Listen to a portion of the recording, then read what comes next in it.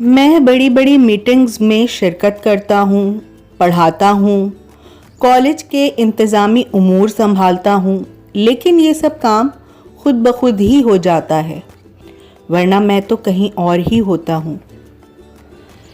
ये अल्फाज किसके हैं?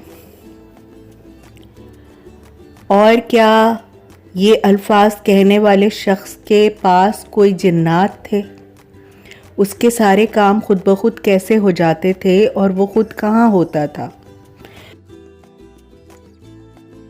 दोस्तों, ये जानने के लिए आपको वीडियो आखिर तक देखनी पड़ेगी। ये अल्फाज थे पाकिस्तान के लेजेंड मुसव्विर शाकिर अली के। दोस्तों, ये किसी पुरस्कार आत्मा की कहानी नहीं है जिसमें हर मोड़ पर ट्विस्ट हो और आपको डरावने वाक़यात से बांधा रखा जाए। ये तो एक फनकार की भटकती तश्ना रूह की कहानी है, और यही क्या, ये हर फनकार की कहानी है जो कभी माजी में ख़ुद को ढूंढता है और कभी मुस्तक़बिल में इम्कानात तलाश करता है। ये सब कुछ तो हर मुसव्विर, हर शायर और हर कहानीकार के साथ होता है और होता रहेगा। तो आइए चलते हैं अपनी आज की शख्सियत शाकिर अली की तरफ। 6 मार्च 1916 को हिंदुस्तान के छोटे से शहर रामपुर के एक अशराफिया ख़ानदान में एक बच्चा जन्म लेता है। नाम शाकिर रखा जाता है। बचपन में ही माँ की जुदाई का दुख उठाता है। छोटी उम्र में ही उसे अंदाज़ा हो जाता है कि उसके अंदर एक फ़नकार मौजूद है, लेकिन किस रास्ते पर चले ये तय नहीं हो पाता। वो कहानियाँ लिखता है, रक़्स सीखता है, इजहार के रास्ते तलाश करते करते वो रंगों से दोस्ती कर लेता है। रामपुर से दिल्ली चला आता है और यहाँ के मशहूर बिरादरान ओकील ब्रदर्स से मुसव्विरी की तरबियत लेता है। ओकील स्टूडियो में उबिंद्रनाथ टैगोर स्कूल के तर्ज की मुसव्विरी हुआ करती थी। उसी ज़माने में शाकिर अली का ताल्लुक़ दिल्ली की जामिया मिल्लिया से भी रहा, जहां उन्होंने मौलाना शौकत अली और मोहम्मद अली जौहर को बहुत करीब से देखा। वो अक्सर दोस्तों से जब अपने बचपन का जिक्र करते थे तो रामपुर की यादों के अलावा अली बिरादरान का जिक्र भी किया करते थे। एक बार उन्होंने अपनी कुछ याददाश्तें भी लिखवाईं, लेकिन अफसोस कि वो महफूज ना रह सकीं और हम तक ना पहुंच पाईं। दिल्ली के बाद उनका अगला पड़ाव बम्बई का जे स्कूल ऑफ आर्ट था। साल था 1938। यहाँ वो प्रिंसिपल मिस्टर गार्ड की वसातत से इम्प्रेशनिज़म से मुतारिफ हुए। यहाँ उन्होंने म्यूरल आर्ट में डिप्लोमे के दौरान अजंता के दीवारी मुजस्मों का भी मुताला किया। उसी दौर में उनकी दोस्ती हिंदुस्तान के लेफ़्ट के अदीबों से हुई, जिनमें डॉक्टर अशरफ, सिब्ते हसन और ज़ैन अहमद वग़ैरह शामिल थे, और उनका वाज़े झुकाव लेफ़्ट के इनकलाबी नज़रियात की तरफ हो गया। 1946 में यानी आज़ादी से कुछ कबल शाकिर अली मज़ीद इल्म की जस्तजू में लंदन चले गए और स्लेड स्कूल ऑफ आर्ट से वाबस्ता हुए। स्लेड स्कूल के सख्त डिसिप्लिन के बावजूद वो मज़दूरों के जलूस और सियासी जलसों में शिरकत करते और अखबार डेली वर्कर फ़रोख्त करते। लंदन के बाद वो फ्रांस कूच कर गए, जहां आंद्रे लाहोते के साथ मिलकर मुसव्विरी शुरू की। फ्रांस में कुछ अरसे क़याम करने के बाद वो चेकोस्लोवाकिया चले गए। 1949 से 51 तक का दरमियानी अरसा उन्होंने वहीं गुजारा। चेकोस्लोवाकिया कम्युनिस्ट मुल्क था। यहाँ उन्होंने कम्युनिस्ट की बैनुल-अक़वामी कॉन्फ्रेंस में शिरकत की और प्राग यूनिवर्सिटी में इंडस्ट्रियल डिज़ाइन का मुताला किया। वो चाहते तो किसी भी तरक्की याफ्ता बड़े मुल्क में रह सकते थे, लेकिन उन्होंने एक कम्युनिस्ट मुल्क का इंतखाब किया। ये कोई आसान फ़ैसला नहीं था, जबकि वो जानते थे कि उन्हें बरतानवी हुकूमत के जासूस घेरे में ले लेंगे। प्राग से बरतानिया वापस पहुँचे तो खुफिया पुलिस ने उनसे उनकी सरगर्मियों के बारे में बाज़पुर्स भी की, बल्कि पाकिस्तान आने के बाद भी उन पर नज़र रखी गई, लेकिन उनके ख़यालात, नज़रियात और वाबस्तगियों में कोई तब्दीली ना आई। یہ جان کر آپ کو شاید حیرانی ہو اور بہت سے لوگوں کے لیے یہ بات نئی ہوگی کہ شاکر علی بین الاقوامی طلبہ کی رضاکارانہ سوشلسٹ بریگیڈ کے سرگرم رکن تھے۔ 1947 میں انہوں نے لائڈس کا دورہ کیا جسے نازیوں نے مکمل تباہ کر دیا تھا۔ انہوں نے طلبہ کے ساتھ اس وادی کی زمین صاف کرنے اور نئی عمارتوں کی بنیادیں کھودنے کا کام بھی کیا۔ تصور کریں کہ ایک دھیمے لہجے والا، نازک مزاج، رنگوں سے کھیلنے والا مصور اور جلی ہوئی تباہ حال وادی کی تشکیل نو کا تھکا دینے والا کام۔ وہ اپنے نظریات کے ساتھ کتنے کمیٹڈ تھے، ہم بخوبی اندازہ لگا سکتے ہیں۔ اس دور کے بارے میں خود شاکر علی کہتے ہیں کہ لائڈس کی تعمیر نو کرتے ہوئے مجھے احساس ہوا کہ ایک بہتر دنیا کے قیام کی عوامی خواہش کو تباہ نہیں کیا جا سکتا۔ فطرت کا حسن انسان کی تخلیقی صلاحیتوں کے لیے ناقابل تسخیر ہے۔ ان لوگوں کی یاد میں جو لائڈس بچاتے ہوئے حملہ آوروں کے ہاتھوں مارے گئے، شاکر علی نے ایک میورل پینٹنگ دی فلائٹ بنائی۔ یہ تصویر آزادی کے موضوع پر ہے۔ اس میں نیلے پرندوں کی ایک ڈار ہے جن کے کھلے پر پیلے رنگ میں بنائے گئے۔ اپنے ان کھلے پروں کے ساتھ وہ اندھیرے سے اجالے کی طرف بڑھ رہے ہیں۔ 1952 میں شاکر علی پاکستان آ گئے۔ کچھ وقت کراچی میں رہے جہاں ان کی بہن بھی تھی۔ یہیں ان کی پہلی شادی ہوئی اور ناکام ہوئی اور وہ دل برداشتہ ہو کر لاہور چلے آئے۔ 1954 میں میو اسکول آف آرٹ میں بحیثیت پروفیسر تعینات ہوئے۔ میو اسکول آف آرٹ 1954 میں نیشنل اسکول آف آرٹ ہو گیا اور 1962 سے 73 تک شاکر علی پرنسپل کے عہدے پر فائز رہے۔ شاکر علی کو پاکستان میں ماڈرن آرٹ کا بانی مانا جاتا ہے۔ انٹرنیٹ پر شاکر علی کا زیادہ کام ہمیں دستیاب نہیں ہو سکا، لہٰذا جتنا ملا ہے اس پر ہی نظر ڈالتے ہیں۔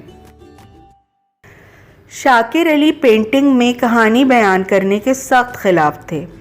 وہ کہتے تھے کہ میں فارم اور رنگوں اور موڈ کا مصور ہوں۔ وہ اپنی پینٹنگ میں جو بھی آبجیکٹ استعمال کرتے، مثلاً پھول، پرندہ، پنجرہ، سانڈ، گھوڑے، انسانی جسم، سوان یا خطاطی، ان کے ہاں ضروری نہیں ہوتا تھا کہ ان اشیاء کی کوئی استعاراتی اہمیت یا کوئی معنی ہو۔ مثال کے طور پر اسٹل لائف ان کا پسندیدہ سبجیکٹ تھا، اور اسٹل لائف یعنی بے جان اشیاء سے ہم کوئی معنی یا کوئی کہانی اخذ نہیں کر سکتے۔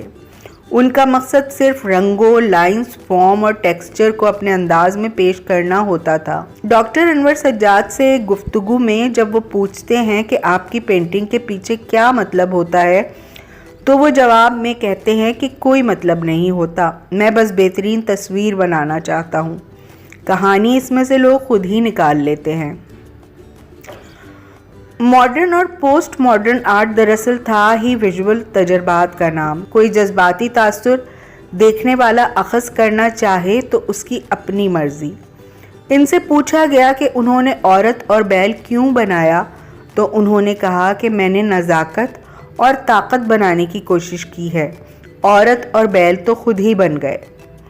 ہم جو اکثر اپنے ارد گرد یہ بحث سنتے ہیں کہ آرٹ میں کوئی مقصدیت ہونی چاہیے، تو ہمیں یہ سمجھ لینا چاہیے کہ ماڈرن آرٹ صرف ویژول ایکسپریشن کا نام ہے۔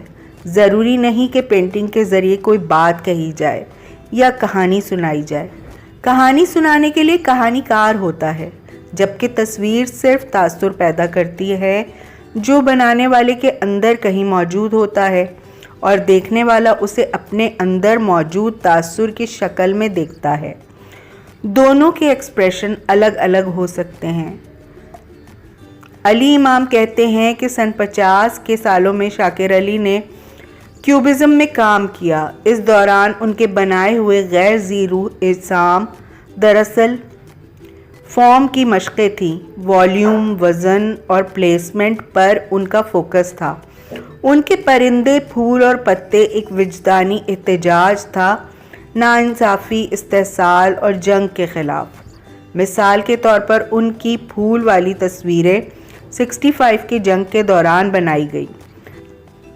تب ان پر تنقید بھی ہوئی کہ ایسے تکلیف دہ وقت میں شاکر پھول پینٹ کر رہے ہیں، لیکن دراصل یہ ایک خواہش تھی امن کی، محبت کی اور خوشحالی کی، جس نے پھول کی صورت اختیار کی۔ پرانے استادوں میں مجھے تنتروتو اور ایل گرویکو کا کام زیادہ پسند ہے۔ پھر اسی کے وہاں اس دور کے 20ویں صدی کے مصوروں میں مجھے ماتیس اور بیراق کا کام پسند تھا، اور اس میں ایک خاص قسم کا ہندوستانی جو مشرقی لگاؤ، ان کے کلر کے استعمال، ان کے خطوط کی کشیدگی میں مجھے نظر آیا۔ جو کتابیں میں نے پڑھی ہیں، جن لوگوں سے میں ملا ہوں، جو تصویریں میں نے دیکھی ہیں، اس سے ایک مصور کا پیکر تیار ہوتا ہے، میری شخصیت میں بنی ہے، تو میں خود اس کا تجزیہ کرنا ذرا مشکل ہے بجائے، تو اس میں تو کوئی دوسرا جو میری تصویریں ہیں ان کو دیکھ کر اور میرے جو بچپن کے اور جوانی کے جو حالات ہیں ان سے کوئی نتیجہ مرتب کرے، تو حسن جو ہوتا ہے وہ اس کی کسی شکل میں نہیں ہوتا، آدمی یا اور مرد کی یا درخت کی، بلکہ حسن اس کے رنگوں سے، اس کے خطوط کی مناسب ترکیب سے پیدا ہوتا ہے۔ اور اسی وجہ سے ایبسٹریکٹ آرٹسٹ کوئی کہانی کی ترجمانی نہیں کرتے، بلکہ وہ ایک مزاج کو پیش کرتے ہیں۔ میرا تو خیال یہ ہے کہ ایبسٹریکٹ آرٹ ہر بڑے دور میں اور ہر اچھے مصور میں ایبسٹریکٹ کوالٹیز جو ہیں وہ موجود حاوی رہتی ہیں۔ اور سمے جیسے میں نے کہا کہ ابتدا ایبسٹریکٹ آرٹ کی الٹیمیرا کیو کے تصویروں سے ہوتی ہے، اور میری تصویر کا جو آپ نے حوالہ دیا بظاہر اس میں بیل اور عورت ہے، لیکن میں نے جو اس میں ظاہر کیا وہ محض کسی ایک وہ کوئی لیجنڈ یا کوئی سٹوری یا کہانی سنی کی، بلکہ میں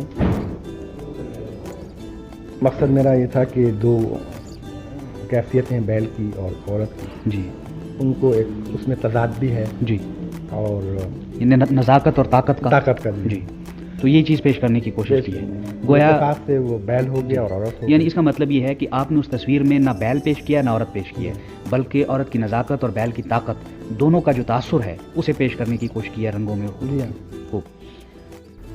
شاکر علی کی تخلیقات کے بعد ایک اور ذکر جو بہت ضروری ہے وہ اس مکان کا ذکر ہے جسے انہوں نے 10 سال کی طویل مدت میں بہت محبت سے بنایا تھا۔ یہ مکان بھی آرکیٹیکچر کا ایک نادر نمونہ ہے۔ پکی ہوئی اینٹوں اور قد آدم کھڑکیوں والے اس مکان میں وہ اپنی زندگی کے صرف آخری 10 ماہ گزار سکے۔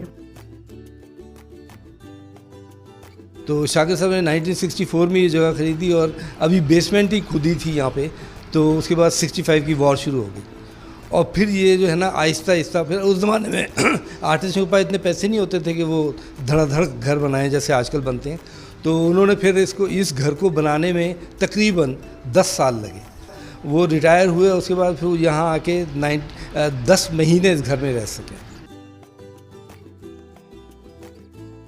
اور 27 جنوری 1975 کو اس دار فانی سے کوچ کر گئے۔ اس مکان میں آج شاکر علی میوزیم قائم ہے۔ دوستو، مجھے امید ہے کہ اس ویڈیو سے بہت سی نئی باتیں آپ کے علم میں آئی ہوں گی اور شاکر علی کے کام کو سمجھنے میں بھی مدد ملی ہوگی۔ اگر آپ چغتائی اور احمد پرویز کے بارے میں جاننا چاہیں تو اینڈ اسکرین پر کلک کریں۔ ویڈیو پسند آئے تو کمنٹ ضرور کریں، اور آرٹ سے متعلق کوئی بھی سوال کرنا چاہیں تو ضرور کریں تاکہ مجھے کام کرتے رہنے کا حوصلہ ہو۔ بہت جلد پھر کسی نئے موضوع یا نئی شخصیت کے ساتھ حاضر ہوں گی۔ جب تک کے لیے خدا حافظ۔